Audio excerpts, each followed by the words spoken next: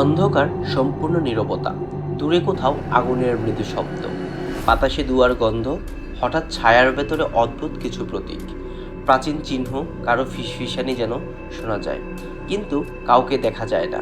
হাজার বছর ধরে মানুষ বিশ্বাস করে এসেছে কিছু অদৃশ্য শক্তি আছে যা মানুষের জীবনে অমঙ্গল ডেকে আনতে পারে। কেউ বলে এটি কালো জাদু, কেউ বলে অভিশাপ, কেউ বা বলে অশুভ শক্তির খেলা।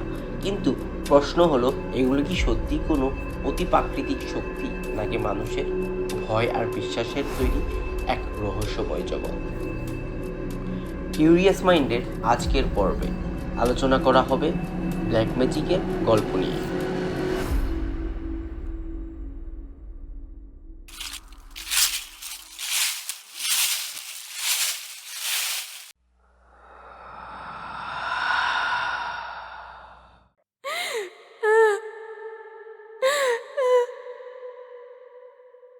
কালো জাদু বলতে এমন এক গোপন ও অশুভ চর্চাকে বোঝানো হয় যেখানে মানুষ বিশ্বাস করে অদৃশ্য শক্তি ব্যবহার করে অন্যের জীবন, মন বা ভাগ্যকে প্রভাবিত করা যায়।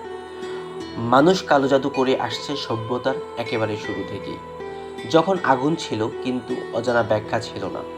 প্রাচীন মেসোপটেমিয়া, মিশর, আফ্রিকা ও ইউরোপ, সব জায়গাতেই মানুষ কালো জাদু বিশ্বাস করত। অদৃশ্য শক্তি মানুষের জীবন নিয়ন্ত্রণ করে, আর সেই শক্তিকে ব্যবহার করাই কালো জাদু। এই চর্চা করত ত্রান্তিক, কবিরাজ কিংবা এমন মানুষ যারা দাবি করত তারা অন্ধকারের শক্তির সঙ্গে যোগাযোগ করতে পারে। শোনা যায় কালো জাদু ব্যবহার করা হতো ব্যক্তিগত জিনিস, মানুষের চুল, নখ, ব্যবহৃত কাপড়, নাম বা কোনো চিহ্ন, যেন সেই মানুষটির সঙ্গে এক অদৃশ্য সংযোগ তৈরি করা হয়।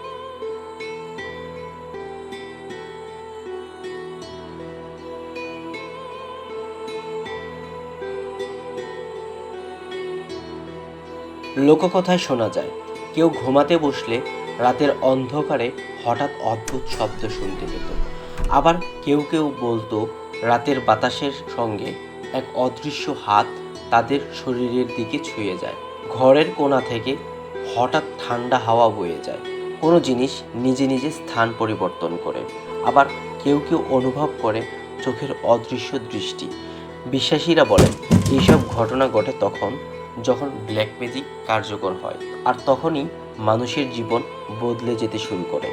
সম্পর্ক ভেঙে যায়, ঘুম হারিয়ে যায়, সুখ সান্ত্বনা অদৃশ্য হতে থাকে।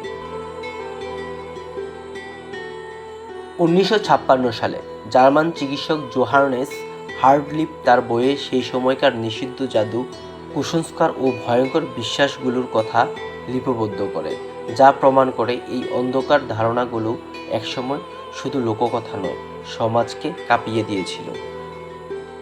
ব্ল্যাক ম্যাজিক চর্চা করতে গিয়ে অনেক জাদুকরের মৃত্যু হয় অস্বাভাবিক।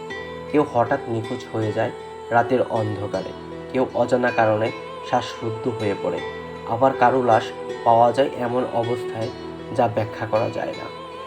বিশ্বাসীরা বলেন যখন তারা অন্ধকার শক্তির সঙ্গে কাজ করে, তখন সেই শক্তি ধীরে ধীরে তাদের ঘিরে ধরে। তাদের নিজের হাতের কাজই শেষ পর্যন্ত তাদের দিকে ফিরে আসে। কেউ ভুল নিয়ম মানে, কেউ রিচুয়াল ভাঙে, আবার কেউ অতিরিক্ত লোভে ভরে ওঠে, আর তখনই সেই অদৃশ্য শক্তি তীব্র হয়ে ওঠে।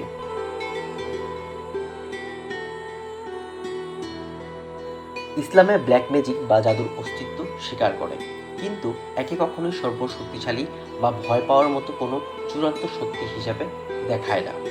কোরআনে সূরা আল বাকারায় বলা হয়েছে মানুষ এমন জাদু শিখত যা দিয়ে স্বামী স্ত্রীর মধ্যে বিচ্ছেদ ঘটানো হতো, অথচ আল্লাহর অনুমতি ছাড়া তারা কারো কোনো ক্ষতি করতে পারত না। এখানে ইসলামের মূল শিক্ষা স্পষ্ট হয়ে যায়, জাদু আছে কিন্তু ক্ষমতা আল্লাহর হাতে।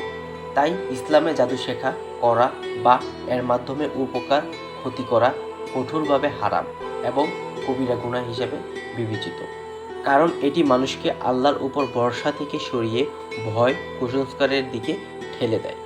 ইসলাম কখনো কবিরাজ, তান্ত্রিক বা অন্ধবিশ্বাসকে সমর্থন করে না, বরং নামাজ, দোয়া, আয়াতুল কুরসি, সূরা ফালাক ও নাসের মাধ্যমে আত্মরক্ষার পথ দেখায়, যেন মানুষ বুঝতে পারে ব্ল্যাক ম্যাজিক কোনো অদৃশ্য দানব নয়, বরং একটি পরীক্ষা।